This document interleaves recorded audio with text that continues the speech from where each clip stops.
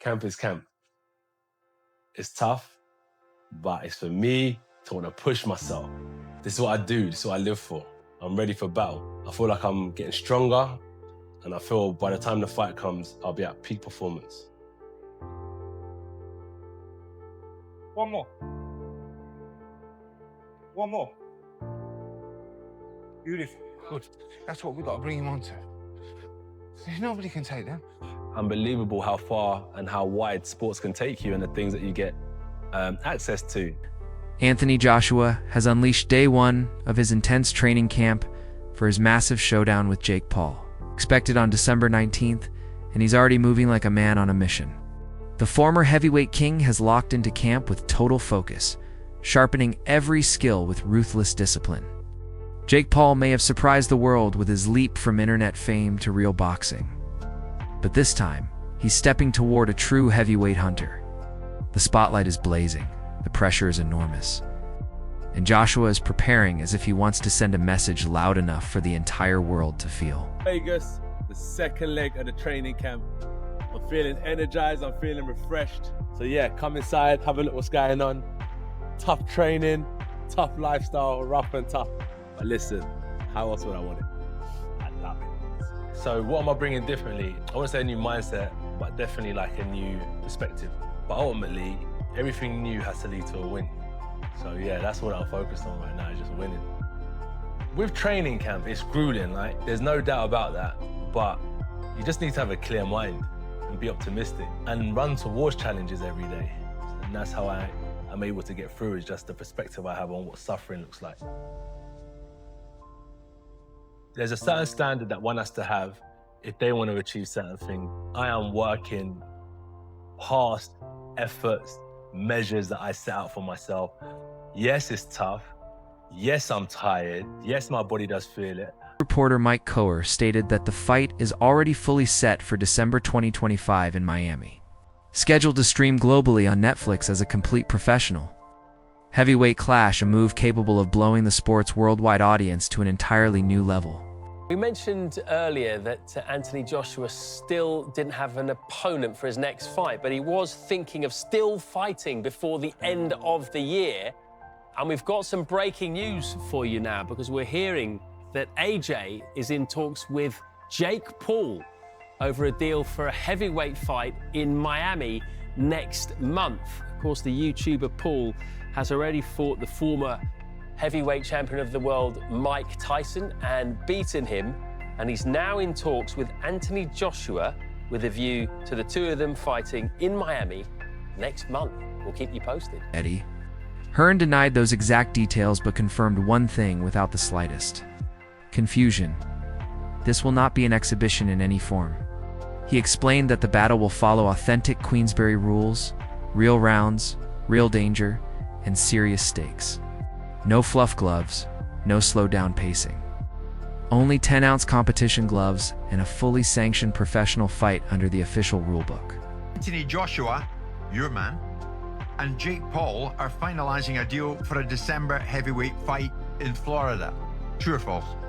I mean, the gun was jumped a little bit and fired early. There have been conversations. For us, we were flirting with the idea of having this little 8-round fight this year. Not with Jake Paul, by the way, because he was fighting Gervonta Davis. Yeah, that's not right. But we were going to go on a other card somewhere. You wouldn't have really heard of the person we were going to fight. But AJ wanted to go through the motions, wrap the hands, and just gear up to what is really in the works with Turki Al-Sheikh, which is 2 fights in 2026, and that includes Tyson Fury. That's the plan for Turki Al-Sheikh. We received a phone call from Nikisa Baldirian, from MVP, who, by the way, we've spoke to a few months before talking to us about the fight. And he said, look, would you want to fight Jake Paul? And I said, listen, I don't want to just be a publicity muppet for you, you know, telling everybody that you offered the fight to Anthony Joshua. If you're serious, we can discuss the numbers. And if there's a chance for us to run out in December and, you know, take care of this bloke and get him out of the boxing world and make several tens of millions in the process, of course, we will consider it. And that's basically where we are at now. And do the numbers stack up? Of course, I mean, like, you know, it's difficult to have this conversation. I think sometimes you just need to be as honest as possible. During his conversation with Sky Sports, Hearn was direct. If Jake Paul wants Joshua, then he's getting the real Joshua. But he also reminded everyone that the paperwork isn't complete yet. With negotiations still shifting, Hearn said the fight currently sits at a 50-50th position. Huge hype, massive attention, but major decisions still happening behind closed doors. Extremely dangerous for Jake Paul. You know, I've got the general feedback is the boxing world saying, please, AJ, go in and evaporate this young man from the boxing world so we can all get on as normal.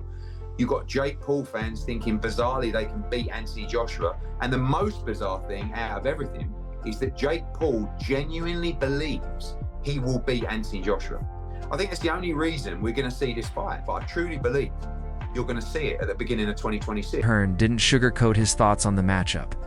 He said, Jake Paul is wild enough to chase a fight against a genuine heavyweight beast, and admitted the money on the table is gigantic from both sides. But he also warned that this could be a devastating mismatch for Paul, a reality check harsh enough to damage his career. Whether through physical punishment or a collapse in credibility, Jake Paul, Anthony Joshua 50-50 fight. What do you make of that? Yeah, I just said in another interview, great if it is. I mean, if it is, then you've got no problem seeing it. But when AJ, I mean, decapitate's a strong word, but you know, when he renders Jake Paul unconscious like he did to Francis Ngannou, don't then say, oh, well, it was Jake Paul. Do you know what I mean? I mean, when AJ beat Francis Ngannou, Ngannou just had a fight that could have gone either way with Tyson Fury. Then AJ poleaxed him, and everyone just said he's just an MMA fighter. Do you know what I mean? Jake Paul's not Francis Ngannou. But as I said before, if you want to see Jake Paul exit the boxing world, make the fight. Even so, Hearn respected Paul's strategy. He said Paul's game plan is brilliant. Targeting real fighters with huge names produces massive paydays, massive publicity, and massive doors opening. And Paul understands that system perfectly. Hey, Gervonta, quickly, I watched Jake Paul the weekend. I feel a bit dirty saying that because I'm not a fan of his, but he did say after the fight that he's sort of having DMs or he's dropping text messages to AJ. They're having a chat about a potential fight. What's your view on that, Eddie? Well, look, he's calling out Gervonta Davis, who is a 135-pound lightweight, and he's calling out Anthony Joshua, that's a heavyweight monster. I think Jake Paul is crazy enough to fight Anthony Joshua because the money would be absolutely obscene. It's a catastrophic mismatch that people would tune in to watch because it would lead to the end of Jake Paul. Hopefully not literally, but it's that dangerous that, you know, it's a fight that I don't think should really happen, if I'm honest. I would say about Jake Paul, and I've said this in a couple of interviews today, I do think you start after giving him a margin of respect. You know, I think this guy is going through the motions, he's putting the hard spars in. He just went 10 rounds with, yes, a washed up fighter, but a former world champion that did train for that fight. But they're very clever in terms of the opponents that they pick. They're not going to gamble unless the money's out of control. And it wouldn't surprise me if Jake Paul, wanted to move forward with an Anthony Joshua fight. Honestly, AJ's coming tonight. He's not exactly looking at Jake Paul going, oh, that's my dream opponent. Would he go in there and give him a hiding for, you know, a massive chunk of money? Probably. I'd be saying, yeah, go on. I'd like to see it. Simon Jordan, despite being one of the biggest critics, admitted the matchup could actually benefit the sport. He said Joshua versus Paul will erupt worldwide, attract millions of new viewers, dominate global conversations, and create financial waves the sport hasn't felt in years. Jordan believes that mixing a former world champion with one of the planet's biggest digital personalities will rattle boxing in a way it's impossible to ignore, pulling casual fans in and fueling endless debate. As a competition, he doubts it, but commercially he calls it a potential monster win for boxing. This is the entertainment business, and Anthony Joshua is an entertainer, and you can't undo the fact that he won the World Heavyweight Championship twice.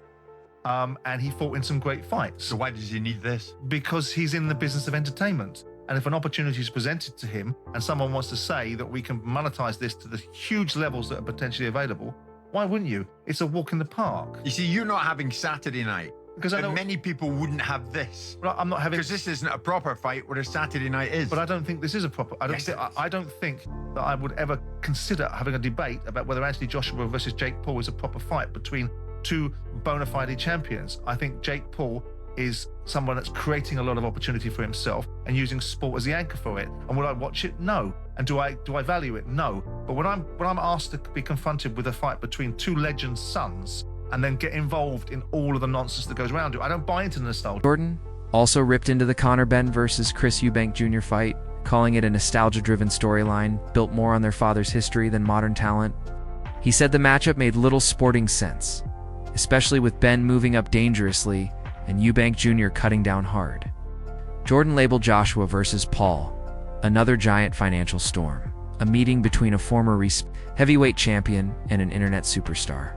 He questioned whether the fight deserves sanctioning at all, warned that Paul is stepping into serious physical danger, and argued that Joshua risks harming his legacy by taking a fight many say exists purely for money instead of competitive merit.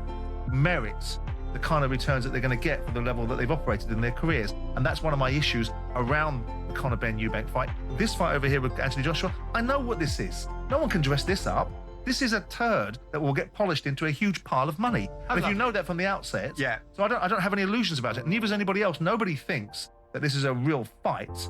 Nobody thought. I mean, Spencer tried his very level best and will never try it again to convince us that Mike Tyson versus Jake Paul. Yeah. Well, this is something similar Yeah. for different reasons. Anthony Joshua is still a live heavyweight, and if Yeah. he hits Jake Paul's going to get hurt. Yeah. And some people might think that's a good thing to happen to him, to learn his lesson. But he is also now fighting. He's got a fighter's license, and the question should be along the lines of what Chris Eubank Sr. was raising. Is it right? Is this appropriate that a high-performing supreme athlete like Anthony Joshua, whose only real challenges now are probably in his mind, because physically he can operate at the highest level if he still chose to, should be stepping in against someone like Jake Paul that does not have the skill set to deal with the kind of power and expertise that Anthony Joshua has? And should boxing be sanctioning this? This is the bigger question. Oh, that's true. That is true. Having said all that, Netflix tell us 60 million households worldwide tuned in live to see Mike Tyson take on Jake Paul. Why would Jake Paul end up fighting Anthony Joshua anyway?